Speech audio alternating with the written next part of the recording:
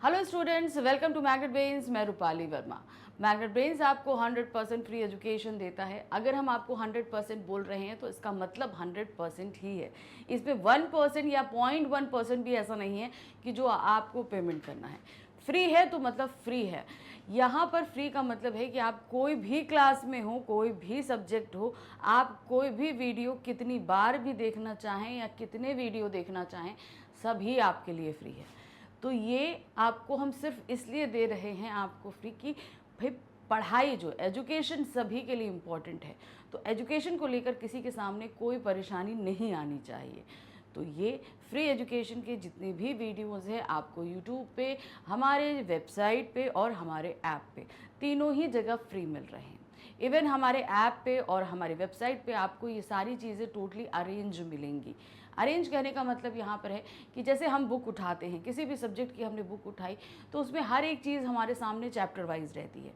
कोई भी एक चैप्टर लिया, उसमें सारे टॉपिक्स लाइन से हैं, फिर क्वेश्चन आंसर्स हैं, सभी कुछ उसी तरीके से यहाँ पे भी हमारे साथ ऐसा ही है। हमने टोटली आपके लिए हर एक चीज़ बुक की तरह ही अरेंज की हुई है। आप यहाँ पर जब आप आएंगे, अपनी क्लास सेलेक्ट करेंगे, फिर अपना सब्जेक्ट सेलेक्ट करेंगे, अपनी बुक सेलेक्ट करेंगे। बुक सेलेक्ट करती है, आपके सामने सारे चैप्टर्स लाइन से हैं। आपने जैसे चैप्टर पे क्लिक किया, आपके सामने सारे टॉपिक्स लाइन से हैं। फिर उसके बाद आपके क्वेश्चन आंसर्स जो एनसीईआरटी सॉल्यूशंस के हैं वो रहेंगे। उसके बाद सारे पैटर्न्स यानी कि कंप्लीट चैप्टर रिवीजन, आपके सब्जेक्टिव क्वेश्चन यानी कि मोस्ट इंपॉर्टेंट क्वेश्चन, आपके एमसीक्यूज, मल्टीपल चॉइस क्वेश्चन, सभी कुछ आपके सामने रहेगा। आप जो पढ़ना चाहते हैं आप उसको बहुत आसानी से पढ़ सकते हैं। इसके अलावा जब आपके टेस्ट या एग्ज़ाम्स होते हैं, यानी कि आपके इंटरनल एग्ज़ाम्स हों या आपके बोर्ड एग्ज़ाम्स हों, इन सभी एग्ज़ाम्स की प्रिपरेशन भी हम कराते हैं। इन एग्ज़ाम्स के दौरान आपके लिए सैम्पल पेपर्स हम लेकर आते हैं, PYQs लेकर आते हैं। इवन हर चैप्टर का एकदम इंडिविजुअल रिवीजन होता है, एक क्विक रिवीजन भी हम कराते हैं। तो मतलब जितने तरीके से हम आपका प्रिपरेशन करा सकते हैं, अपनी तरफ से पूरी ही कोशिश कराते हैं। और ये पूरी तैयारी कराने के बाद हम आपसे ये उम्मीद करते हैं कि आपके एग्ज़ाम्स बहुत अच्छे होते हैं, क्योंकि आपके जो कमेंट्स आते हैं, जो व्यूज़ आते हैं, उससे हमें ये पता रहता है कि आप बहुत अच्छे से अपनी तैयारी कर रहे हैं, अपने एग्ज़ाम्स दे रहे हैं। तो हमारा साथ ऐसे ही देते रहिए और आप अपनी पढ़ाई भी अच्छे से करते रहिए। तो आते हैं आज के हम वीडियो पर। आज का जो हमारा वीडियो है वो है हमारा class 9th Hindi course A और B दोनों के लिए। आज हमारा लेखन कार्य का जो नया टॉपिक है वो है संवाद लेखन। संवाद लेखन करते समय हमें कितनी सावधानियां रखनी चाहिए, ये सभी हमने आपको बताया हुआ है कि कैसे हम यहाँ पर विराम चिन्हों का ध्यान रखते हैं, कैसे शुद्धि अशुद्धियों का ध्यान रखते हैं। सभी कुछ हमने बहुत ही सेपरेटली आपको सब कुछ समझाया था। तो अब समझा तो दिया है, लेकिन कुछ प्रैक्टिस भी ज़रूरी है। उसी लिए हम आपके लिए लेकर आए हैं मोस्ट इम्पॉर्टेंट क्वेश्चंस। अब मोस्ट इम्पॉर्टेंट क्वेश्चन का मतलब ये नहीं है कि इन्हीं में से ही आपके एग्ज़ाम्स के आ जाएंगे। ये मोस्ट इम्पॉर्टेंट क्वेश्चंस का मतलब ये है कि पिछले कुछ सालों में आपके ये एग्ज़ाम्स में पूछे गए कुछ टॉपिक्स हैं जो हम आपके सामने ले आए हैं। इनको बहुत ध्यान से पढ़ेंगे और समझेंगे कि ये टॉपिक्स क्या हैं। ठीक है, तो चलिए शुरू करते हैं, टॉपिक समझते हैं और कुछ बारीकियों को भी समझते हैं जो संवाद लेखन करते समय हमें ध्यान रखने पड़ते हैं। जैसे पहला प्रश्न है, महंगाई और पिस्ता आम आदमी विषय पर समाज के दो सामान्य व्यक्तियों के बीच संवाद लिखिए। अब यहाँ पर क्या है, जो सामान्य वर्ग का आदमी होता है उसकी आर्थिक स्थिति इतनी सुदृढ़ नहीं होती कि वो महंगाई से हर पल लड़ सके। महंगाई जैसे जैसे बढ़ती है उसकी चिंताएं भी वैसे ही बढ़ती हैं, क्योंकि उसको भी सारी चीज़ें करनी है, लेकिन चूंकि महंगाई बढ़ रही है तो वो कर नहीं पाता है। तो इसके बीच दो सामान्य आदमी यानी कि आम जनता जो इस महंगाई के कारण मारी जा रही है, उनके बीच का संवाद है। अब इसके लिए आप कोई भी दो नाम ले सकते हो, जैसे मैंने यहाँ रमेश और मनीष लिया है, आप भी कोई भी नाम ले सकते हो। अब लिखते समय आपको जो भी ध्यान रखना है क्या है, जितने भी करेक्टर नेम्स है वो एक साइड में रहेंगे और संवाद एक साइड में आएंगे। आप देख रहे हैं इनके लिखने का तरीका, जितने भी करेक्टर उसको बोलते हैं उनको मैं साइड में रखती हूँ और इधर। ये सबसे पहला है कि तरीका है लिखने का कि संवाद कैसे लिखे जाते हैं। अब इसके अलावा कुछ चीज़ें अभी हम आपको करते करते बताएंगे कि जैसे कोई एक्शन वर्ड होता है, जैसे हम बोलते बोलते चल रहे हैं या बोलते बोलते हमने बैठ गए, तो ये जो है मेरे एक्शंस हैं। अब इन एक्शंस को हमें क्या करना पड़ेगा, वर्ड्स में डिस्क्राइब करना पड़ता है। तो उसके लिए जब हम एक्शंस को वो लिखते हैं तो इन्हें हमेशा ब्रैकेट में लिखा जाता है, ये भी हमने बताया था। फिर इसके अलावा विराम चिन्हों का बहुत ध्यान रखा जाता है संवाद में। क्यों रखा जाता है आपको बता दें, विराम चिन्ह हम लगाते ही इसलिए हैं कि बोलते समय जब हम कोई चीज़ को बोलते हैं तो कहीं रुकते हैं, कहीं ठहरते हैं, कहीं थोड़ी देर रुकते हैं, कहीं ज़्यादा देर रुकते हैं, कहीं एकदम अचंभित हो जाते हैं। तो इन सभी को लिखते समय बयां करने के लिए हमें विराम चिन्हों का इस्तेमाल करना पड़ता है। और संवाद लेखन तो कला ही है कि जो चीज़ हम बोल रहे हैं उसको हम लिखें। तो लिख जब हम रहे हैं तो इन जो जितने भी विराम चिन्ह हैं इनको बहुत ही ध्यान से लगाना है हमको। देखिए यहाँ पर क्या है, जैसे हमने बोला 2 व्यक्तियों के नाम दिए, हमने यहाँ एक रमेश और एक मनीष करके 2 व्यक्तियों के नाम दे दिए। अब देखिए क्या है, मनीष तुम कैसे हो, कहीं ज़रूरी काम से जा रहे हो क्या। अब जैसे 2 आदमी आपस में टकराते हैं, तुम्हारा कोई फ्रेंड मिलता है, अरे तुम यहाँ कहीं जा रहे हो क्या, ऐसे ही पूछते हो ना, तो वही चीज़ इसने पूछा, मनीष तुम कैसे हो, कहीं ज़रूरी काम से जा रहे हो क्या। तो उसे सीधे मनीष ने बोला, हाँ रमेश, राशन की दुकान से चीनी और गेहूं लाने जा रहा हूँ। तो सामान्य व्यक्ति अपनी जो ज़रूरत का जो चीनी, गेहूं, चावल, मिट्टी का तेल, ये सभी चीज़ें राशन की दुकान से खरीदते हैं। तो वही कहाँ जा रहे हैं, राशन की दुकान वो जा रहा था। रमेश, चीनी तो ठीक है लेकिन गेहूं की क्वालिटी तो सरकारी राशन की दुकानों में अच्छी नहीं मिलती। तो उसने कहा चीनी तो हमको, भाई वो भी राशन की दुकान से लेता है। तो उसने कहा ठीक है भाई, चीनी तो अच्छी मिल जाती है लेकिन गेहूं की जो क्वालिटी आ रही है वो ज़्यादा अच्छी नहीं है। मनीष, देखो रमेश, जब खाने के ही लाले पड़े हों तब गुणवत्ता अर्थात क्वालिटी पर ज़्यादा ध्यान नहीं देना चाहिए। तो मनीष ने सीधे कहा, रमेश देखो, अगर हम खाने के लाले पड़े हों, अर्थात हम इतने कैपेबल तो है नहीं कि हम आम दुकान से जाकर खरीदें। अब हमको क्या, हमारे पास पैसे कम है तो राशन की दुकान से खरीदना, अब जो मिल रहा है सो लो। अब क्वालिटी पे जाएंगे, अगर आपको क्वालिटी चाहिए तो आपको सामान्य दुकान से खरीदना पड़ेगा। रमेश, हाँ मैं तुम्हारी बात समझ सकता हूँ। फिर क्या मनीष, महंगाई थोड़ी बहुत रहे तो तो आदमी झेल भी ले, लेकिन यहाँ तो सभी सामानों के दाम आसमान छू रहे हैं। कम से कम गेहूं कुछ सस्ता रहेगा तो रोटी तो खाने को मिलेगी। अब वो महंगाई से परेशान है। अब देखिए गेहूं क्या है, ये एकदम बेसिक चीज़ है, हर व्यक्ति को रोटी चाहिए ही खाने के लिए।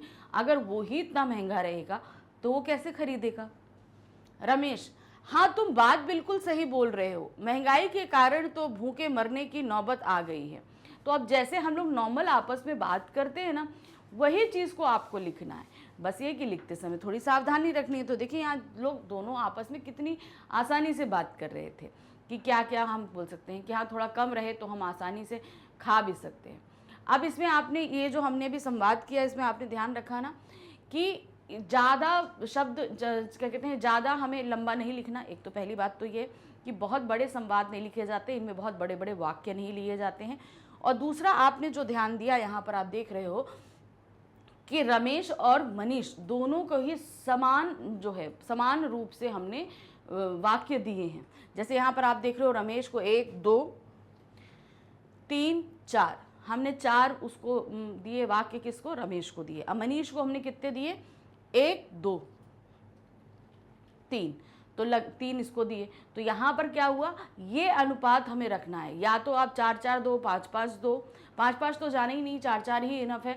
वो 8 वाक्य में ही, 8 स्टेटमेंट में ही आपकी वर्ड लिमिट पूरी हो जाएगी। क्योंकि ये ज़्यादा से ज़्यादा हमें 80 से 100 शब्दों के बीच में हमें लिखना होता है, ज़्यादा लिखना नहीं होता।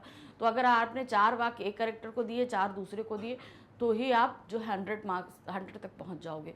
नहीं तो एक को 4 एक को 3 दो तो आप क्या कहते हैं 80 85 90 तक पहुँच जाएंगे। तो ये ध्यान रखना है कि जितने ज़्यादा आप स्टेटमेंट दोगे उतना ज़्यादा आपकी वर्ड लिमिट बढ़ेगी। तो कम शब्दों में ज़्यादा बात बोलिए, क्योंकि हमें हर एक चीज़ फॉलो करनी है। जहाँ हमें समान वाक्य देने हैं वहीं हमें वर्ड लिमिट भी फॉलो करनी है। 80 to 100 वर्ड्स के बीच हमें रहना है, तो वो ज़्यादा नहीं बढ़ना होता है, क्योंकि ये संवाद लेखन हमारे पास 4 या 5 मार्क्स के आते हैं। ये ध्यान रखते हुए करना है। अब आते हैं हम दूसरे संवाद पे। क्या दिया है, अध्यापक और विद्यार्थी के आपसी संवाद को लगभग 50 शब्दों में लिखिए। अब देखिए इन्होंने तो और छोटा कर दिया, सिर्फ 50 वर्ड्स में लिखना है, ठीक है ना। अब कितना देखिए कम हुआ, तो इसको भी हमें ध्यान रखना। अब यहाँ पर जो 2 लोग हैं, कौन है, एक टीचर है, एक स्टूडेंट है, अध्यापक है और विद्यार्थी है। अब ये जो हम लिखेंगे, ऐसे बहुत सी चीज़ें जो हैं आपके साथ होती होंगी जब आप और आपके टीचर बात करते हो। कोई भी ऐसा वाक्य, आप स्कूल नहीं गए हो तो आप जब स्कूल पहुंचते हो तो पूछा जाता है, या आपने कोई होमवर्क नहीं किया तो टीचर पूछ रहा है। तो कई ऐसे संवाद हैं जो आप यहाँ पर लिख सकते हो, क्योंकि यहाँ पे हमने शीर्षक नहीं दिया कि ये किस पे बात करनी, सिर्फ इतना बताया है कि टीचर और स्टूडेंट के बीच की बात है। देख क्या है, विद्यार्थी, क्या मैं अंदर आ सकता हूँ सर? अब ध्यान आपने दिया, यहाँ पर हमने यहाँ पर प्रश्नवाचक चिन्ह लगाया है, तो इन चिन्हों को ध्यान रखना है। अध्यापक दिनेश की ओर देखते हुए, अभी हमने आपको थोड़ी देर पहले बताया था कि जो एक्शंस होते हैं उन्हें हमेशा हम ब्रैकेट में करते हैं।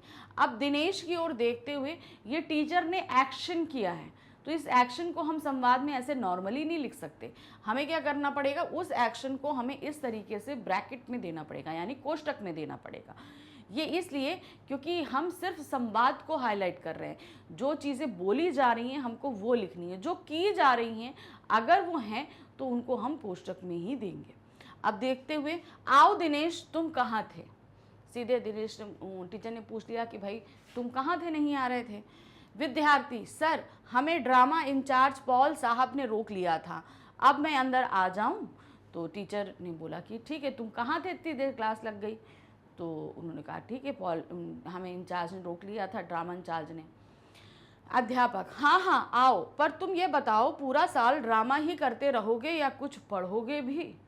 तो भाई ड्रामा करता तो पूरे साल ड्रामा ही करोगे या कुछ पढ़ोगे भी?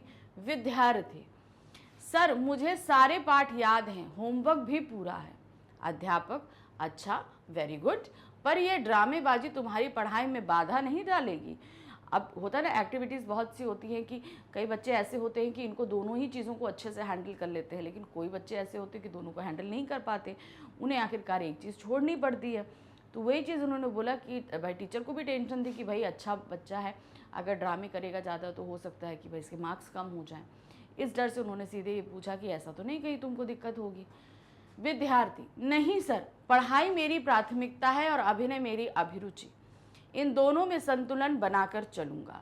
तो वही चीज़ उसने बोला कि भाई हमारी प्रायोरिटी क्या है, हमारी एजुकेशन, पर हमारा इंटरेस्ट क्या है, हमारा ड्रामा है, हमारी हॉबी होती है, तो इसलिए मैं दोनों में संतुलन बनाऊँगा। अध्यापक, वेरी गुड दिनेश, तुमसे बात करके मुझे बहुत अच्छा लगा। आप देखिए यहाँ पे चूंकि वर्ड्स लिमिट कम थी तो हमने कितने कम स्टेटमेंट में काम खत्म कर दिया। अब आपको यही देखना है, यही छोटी छोटी बारीकियाँ हैं जो समझना है कि जहाँ वर्ड लिमिट कम हो जाती है तो उस जगह आपको क्या कर देना है, कम कर देना है। बहुत सावधानी से ये सारे काम करने हैं। देखिए अगर आपने ज़रा सी भी मिस्टेक करी लिखने के फॉर्मेट में, पंचुएशंस में, आपने ग्रामेटिकल मिस्टेक है, आपकी वर्ड लिमिट है, ये सभी चीज़ें अगर एक भी चीज़ आप गलत करते हो तो मार्क्स बहुत तेज़ी से कटेंगे। तो हर चीज़ को ध्यान, अब ये नहीं है कि एक बार आपने अगर संवाद पढ़ लिया तो आप सीधे जाके इस क्लास में ही लिखोगे। एक दो बार आप घर पे भी कोई भी टॉपिक लेकर उस पर संवाद लिखने की कोशिश करो कि आप अपने आप को कम वर्ड्स में बांध सकते हैं या नहीं बांध सकते, क्योंकि इसमें ज़्यादा वर्ड्स अलाउड नहीं है।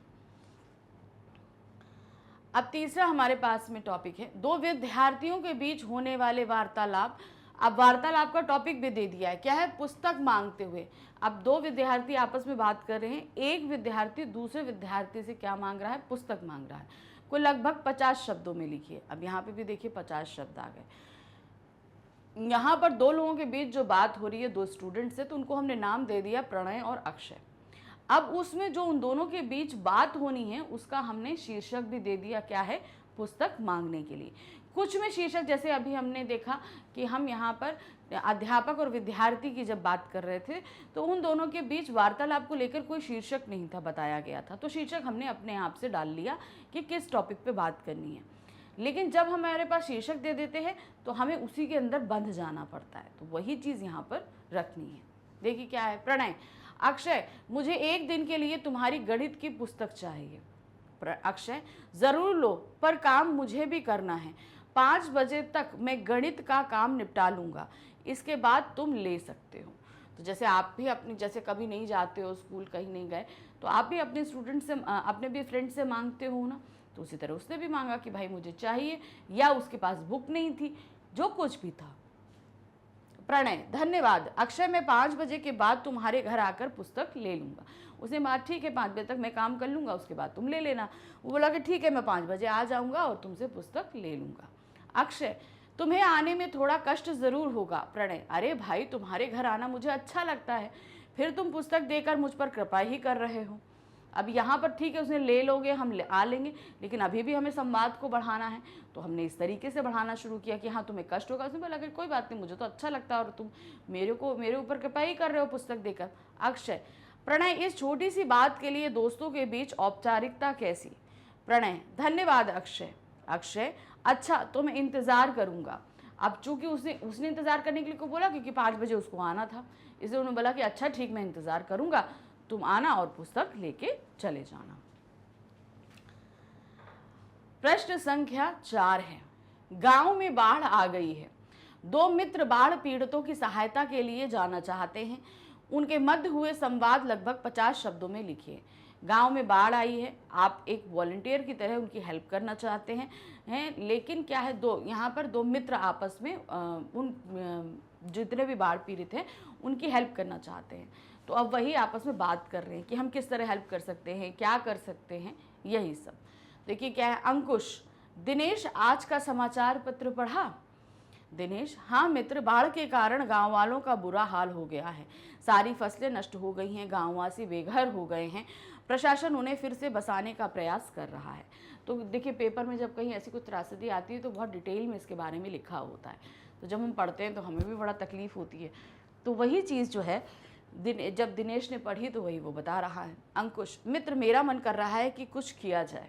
अब ये इतनी ज़्यादा तकलीफ देख के उनके मन में भी करुणा जागी, संवेदनशीलता जागी, तो उन्होंने कहा कि हमें भी कुछ करना चाहिए। तो उसने कहा, देखिए दिनेश, हमारे पास साधन भी तो नहीं है। अंकुश, हम उनके लिए लोगों से मांग कर कुछ साधन जुटा सकते हैं। भाई किसी के पास भी इतना नहीं होता कि पूरे गांव को खिला सके या पहना सके। जाहिर सी बात है, सब लोग थोड़ा थोड़ा करके देते हैं, तो वो चीज़ें ज़्यादा हो जाती हैं जिससे हम औरों की हेल्प कर सकते हैं। तो उन्होंने बोला कि ठीक है, हम मांग लेते हैं और फिर उनकी हेल्प करेंगे। दिनेश, तो चलो। अंकुश, नेकी और पूछ पूछ, मैं तैयार होकर आ रहा हूँ। दिनेश, ठीक है, मैं इंतज़ार कर रहा हूँ। तो देखिए कितने सिंपल वर्ड्स थे, कोई ज़्यादा घुमा फिरा के नहीं था, चीज़ें नहीं थी, क्योंकि हमारे पास लिमिटेड वर्ड, क्या कहते हैं, वर्ड लिमिट जो है एकदम बहुत कम है, सिर्फ 50 शब्दों के अंदर करना है। तो इसको हम ज़्यादा लंबे वाक्य नहीं कर सकते ज़्यादा। अब ये भी नहीं है कि हम 2-2 स्टेटमेंट देखिए ख़त्म करते हैं, हमें स्टेटमेंट भी ज़्यादा रखना है। तो उस कंडीशन में हमें करना क्या है, हमें वाक्यों को छोटा कर देना है कि जहाँ पर हमें ये लगे कि स्टेटमेंट कम से कम 3-3 4-4 हम दें, तो उस जगह जो भी आप वो जो स्टेटमेंट्स बोले जा रहे हैं वहाँ पर उन स्टेटमेंट की जो लेंथ है उनको कम कर दीजिए, वो छोटे छोटे, जैसे यहाँ पर आप देख रहे हो। तो चलो, नेकी और पूछ पूछ में तैयार हो गया, तो ठीक है, मैं इंतज़ार कर रहा हूँ। तो देखिए यहाँ पर कितने कितने हो गए, 4-4 5-5 हमने स्टेटमेंट दे दिए सबको, और 4-4 तो दे ही दिए, और क्या हुआ, हमारी वर्ड लिमिट के अंदर हो गए, क्योंकि हमने वाक्य को छोटा कर दिया है। अब आ गए प्रश्न संख्या 5। स्कूल जाते हुए बच्चों को देखकर काम पर जाते हुए कुछ श्रमिक बच्चों के बीच हुए संवाद को लगभग 50 शब्दों में लिखिए। अब यहाँ पर देखिए, श्रमिक बच्चे, कुछ बच्चे स्कूल जा रहे हैं, उनको देखते हुए जो श्रमिक बच्चे हैं उनके बीच संवाद हो रहा है।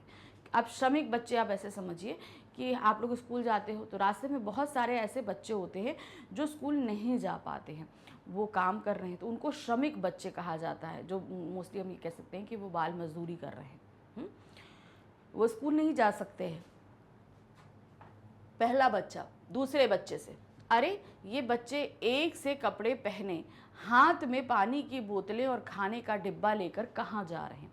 एक बच्चा क्या है, दूसरे से पूछ रहा कि आखिर ये सब पानी की बोतल और टिफ़िन बॉक्स लेकर कहाँ जा रहे हैं। दूसरा, अरे तुम्हें नहीं पता ये सब स्कूल जा रहे हैं।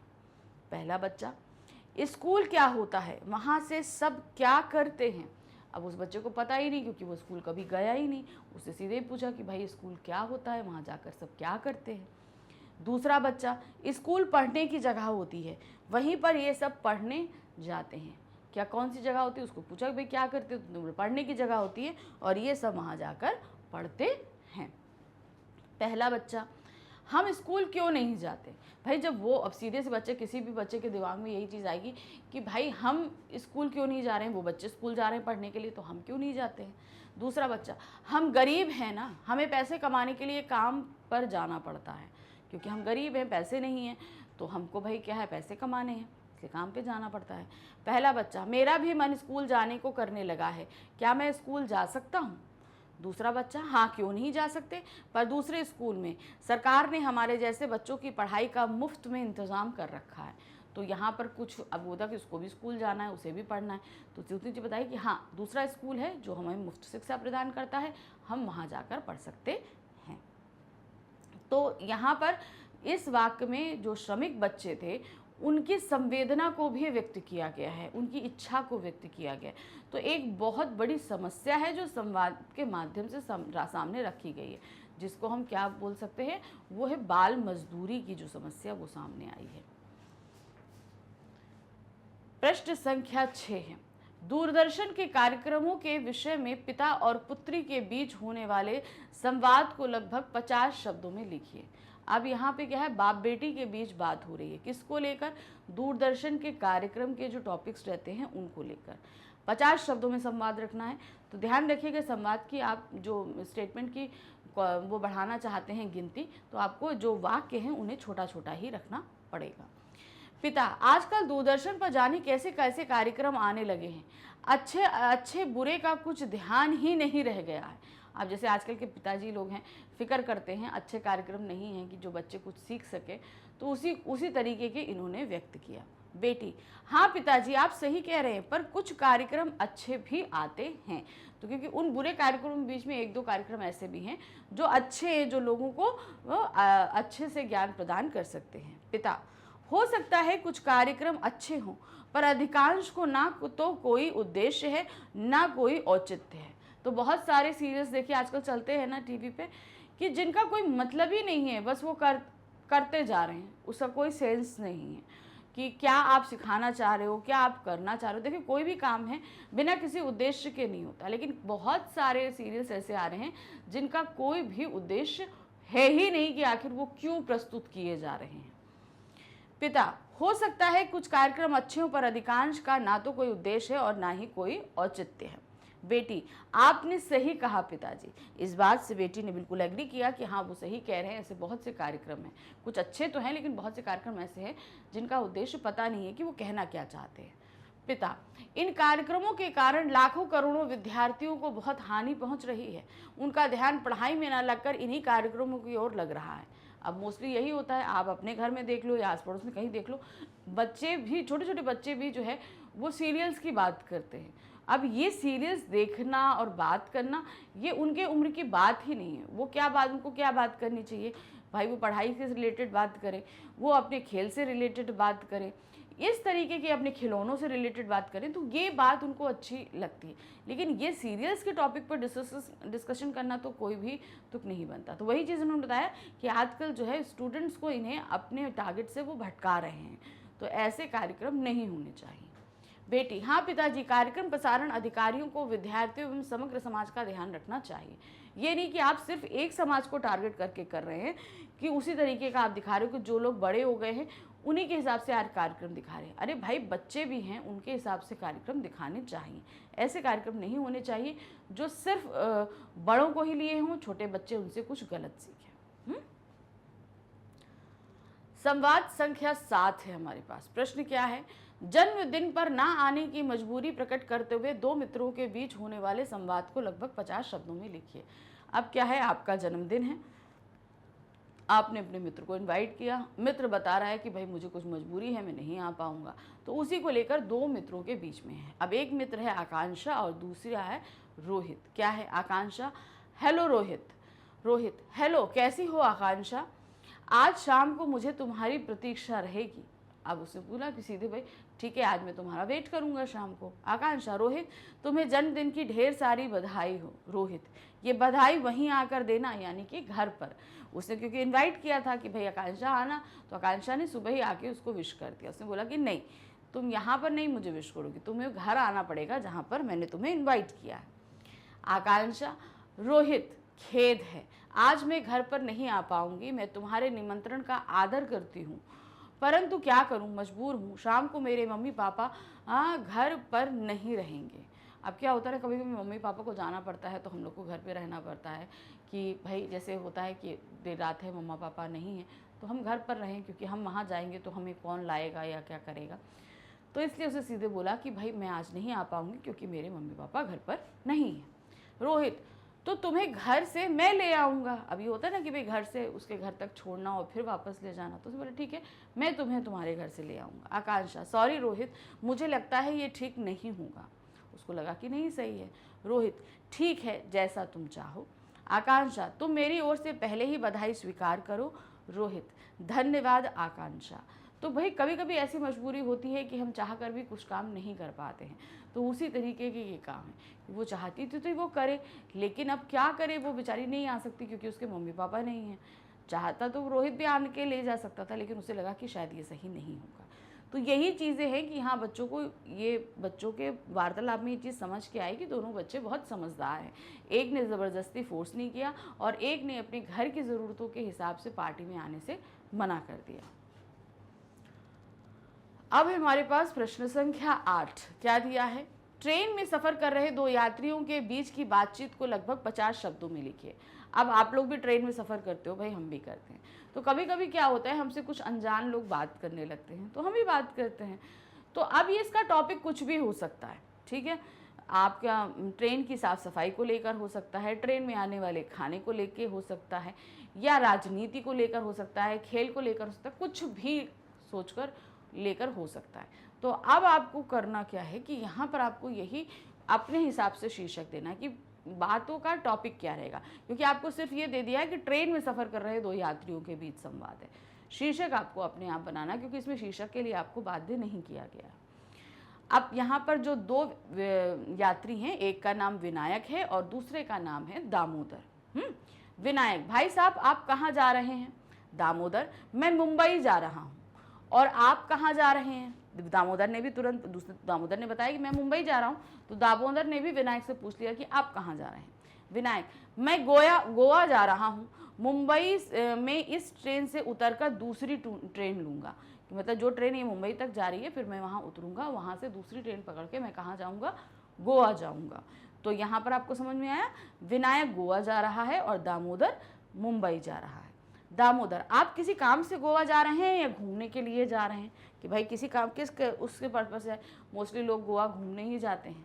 विनायक, गोवा में मेरा भाई रहता है, उसके यहाँ कुछ ज़रूरी काम से जा रहा हूँ। आप मुंबई में ही रहते हैं या किसी से मिलने जा रहे हैं? अब सीधे उसने उत्तर दिया और तुरंत जो है काउंटर क्वेश्चन पूछ लिया कि आप मुंबई क्यों जा रहे हैं? दामोदर, मैं मुंबई में अपनी मौसी के घर जा रहा हूँ, उन्हें लेकर वापस दिल्ली लौटना है। तो होता है वो अपनी मौसी को लेकर वापस अपने घर लेकर आएंगे। विनायक, अच्छा, चलिए ये तो बहुत बढ़िया बात है कि आपकी मौसी मुंबई में ही रहती हैं। कभी फुर्सत में मुंबई और गोवा घूमने का कार्यक्रम बनाया जा सकता है, क्योंकि मुंबई में आपकी मौसी और गोवा में मेरा भाई। तो किस तरीके से दोनों ने मिलकर बताया कि ठीक है हम लोग मौसी के यहाँ रुकेंगे, फिर उसके बाद हम लोग गोवा चलेंगे, फिर गोवा घूमेंगे। तो कुछ ऐसे होते हैं कि भाई हाँ, अपना रिश्ता बना लेते हैं और इस तरीके से वो अपना आगे का सफ़र तय करते हैं बात करते हुए। अब हमारे पास में है प्रश्न संख्या 9। इसमें हमारा नया टॉपिक है संवाद का। त्योहारों का हमारे जीवन में महत्व व उनके संदेश पर बातचीत करते दादाजी और पोते के संवाद को 50 शब्दों में लिखिए। अब क्या है, दादा और पोते के बीच में बात हो रही है, किस चीज़ को लेकर?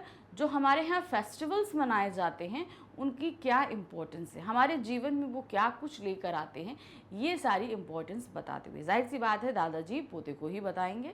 तो देखिए क्या है यहाँ पर, पहले पोता, दादाजी हम त्यौहार क्यों मनाते हैं? कोई भी बच्चा होता है कि भाई हम फेस्टिवल क्यों मनाते हैं? दादाजी, बेटा हम त्यौहार इसलिए मनाते हैं क्योंकि प्रत्येक त्यौहार का सामाजिक और धार्मिक महत्व होता है। त्योहार हमें भाईचारा, प्रेम व हर्ष का संदेश देते हैं। किस चीज़ का संदेश देते हैं? वो हमें देते हैं भाईचारे का, प्रेम का। ये सभी चीज़ें हमें सिखाते हैं कि आपस में मिलजुल के रहिए, आपस में प्यार करिए, ये सारी चीज़ें। पोता, अच्छा दादाजी ये बताइए कि हम दिवाली क्यों मनाते हैं?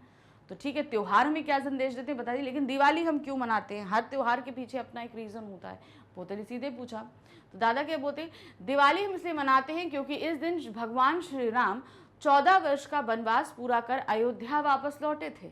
इस खुशी में अयोध्या वासियों ने घी के दिए जलाए थे। तो अब उन्होंने सीधे सीधे बता दिया कि भाई हम दिवाली क्यों मनाते हैं। कारण है कि श्री राम जी जो है 14 वर्ष के वनवास के और अयोध्यावासी बहुत खुश थे, तो उन्होंने घी के दिए जलाए। तो उसी दिन से यह हर साल इसको मनाया जाने लगा।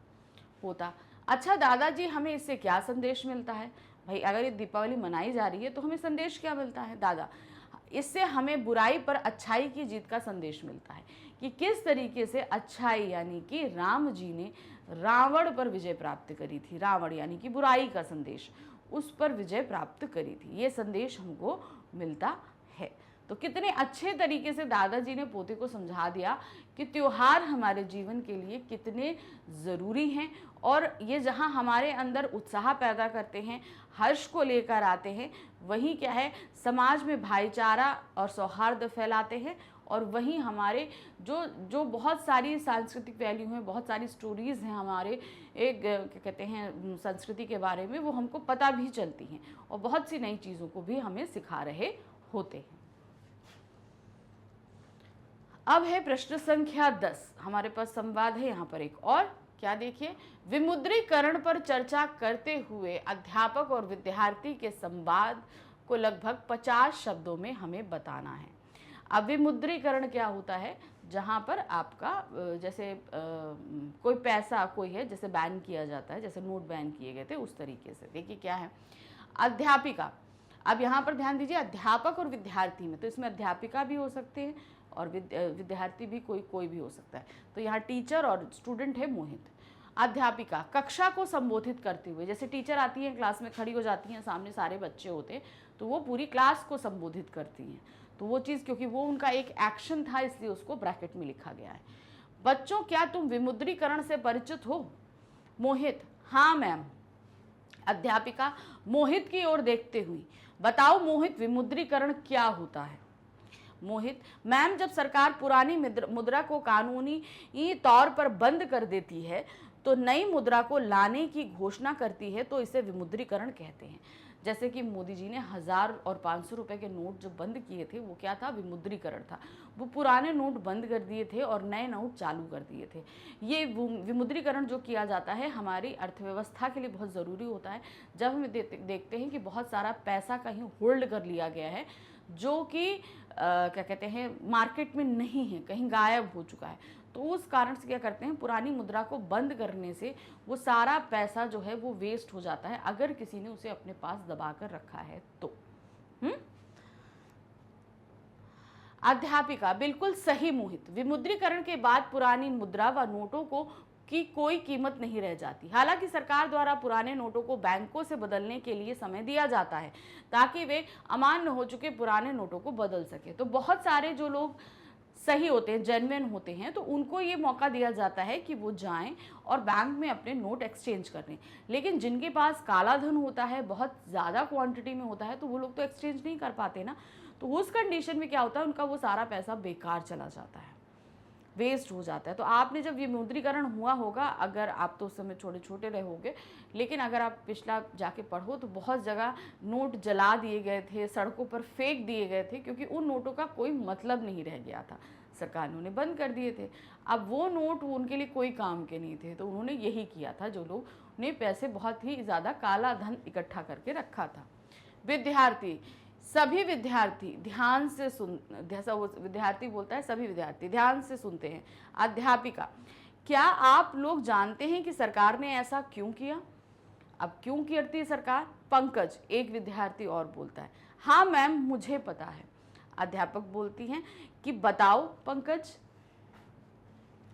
पंकज, काला धन और भ्रष्टाचार जैसी गतिविधियों पर अंकुश लगाने के लिए सरकार ऐसा करती है, जैसा कि मैंने अभी आपको बताया।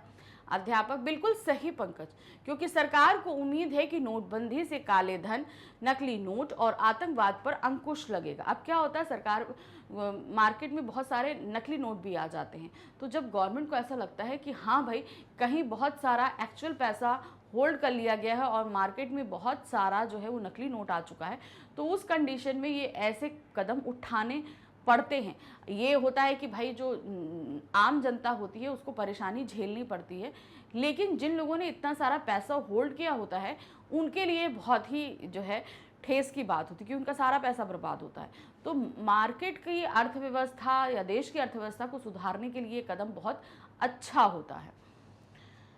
हालांकि नोटबंदी के चलते आम आदमी को को भी काफ़ी मुश्किलों का सामना करना पड़ता है। हमने जैसे बताया कि भाई आम आदमी को सामना करना पड़ता है, बैंक की लाइन में लग के नोट चेंज कराने पड़ते हैं, लेकिन इसके लॉन्ग टर्म जो नतीजे होते हैं वो बहुत अच्छे होते हैं। अध्यापक संपूर्ण कक्षा को संबोधित करते हुए मुझे बहुत अच्छा लगा कि आप लोगों से इस विषय पर बात करके, कि भाई ऐसा वर्ड ऐसा था कि उन्हें लगा कि शायद बच्चों को ये चीज़ पता ना हो कि विमुद्रीकरण क्या होता है। इस पर बात करी और उनको बहुत अच्छा लगा कि आपको इस बारे में जानकारी है कि सरकार जो काम कर रही है वो बहुत अच्छा काम है। तो इस तरीके से इस पूरे लेखन, यानी ये जो संवाद लेखन का टॉपिक था, मैंने इसमें कई बारीकियाँ आपको समझाई हैं। तो इसी तरह का जो भी टॉपिक आपकी समझ में आता है, कम से कम 5-6 लिख कर आप प्रैक्टिस जरूर करिए। ये ना हो कि आपने सिर्फ समझ लिया, देख के हो गया काम, बिल्कुल भी नहीं, क्योंकि ये सारी चीज़ें आपको लिटरली रिटेन में आनी है। तो जब तक आप इसको लिखोगे नहीं, आप एक्चुअल में इसकी चीज़ों को समझ नहीं पाएंगे। तो जैसे मैंने आज आपको संवाद लेखन समझाया, तो कम 2 या 3 टॉपिक पे आप संवाद लेखन लिख लो, ज़्यादा लंबा तो लिखना नहीं है।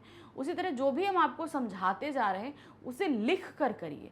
तो एक बार क्या होता है, हम समझ लेते हैं और जब लिख लेते हैं ना, तो वो चीज़ सारी टाइम हमेशा के लिए हमारे दिमाग में बैठ जाती है। फिर एग्ज़ाम के टाइम में भी हमें दिक्कत नहीं होगी कि इसको हम पढ़ें या बहुत ज़्यादा टाइम इस पर एक्सपेंड करें, क्योंकि क्या होगा, तब हम इसकी अच्छे से प्रैक्टिस कर चुके होंगे, तो ये हमारे आदत में आ चुका होता है।